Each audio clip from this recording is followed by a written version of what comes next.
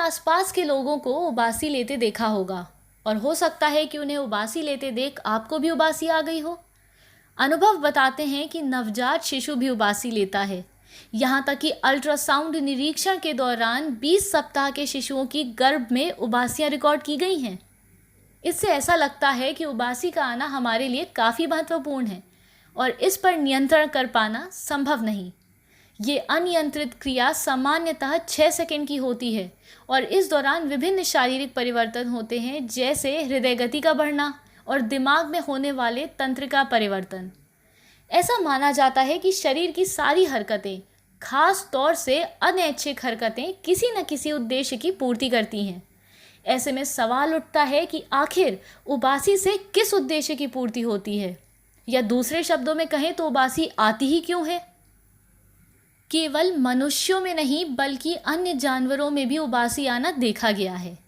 Charles Darwin ने इस ओर इशारा किया था कि बबून अपने दुश्मन को डराने के लिए उबासी लेते हैं और ऐसा करते हुए वे दुश्मन को अपने बड़े बड़े दांतों से डराने की कोशिश करते हैं।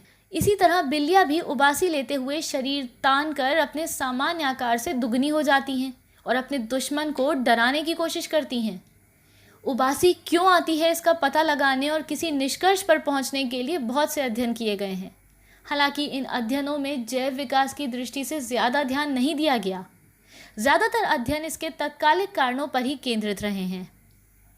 सन 1986 में महाविद्यालय के कुछ छात्रों पर किए गए प्रयोगों में पाया कि उबासी उस समय ज़्यादा आती है जब छात्रों को बोरियत महसूस हो। एक मान्यता यह भी थी कि उबासी तब ली जाती है जब शरीर को ज़्यादा ऑक्सीजन की ज़रूरत होती है। लेकिन मेरीलैंड विश्वविद्यालय के डॉक्टर रॉबर्ट प्रोविन द्वारा किए गए अध्ययनों ने अंततः इस धारणा को खारिज कर दिया।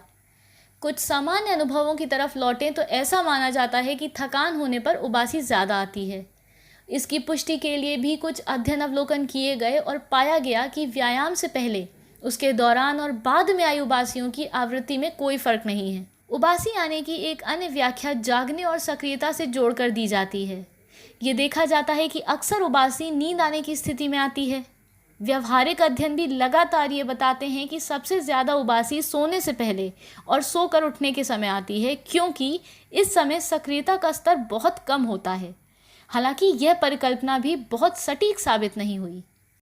वर्तमान में उबासी आने की सबसे चर्चित व्याख्या दिमाग के तापमान को नियंत्रित करने की परिकल्पना के रूप में दी जाती है। गैलप के अनुसार दिमाग कंप्यूटर की तरह तभी सबसे बढ़िया काम करता है जब ठंडा होता है।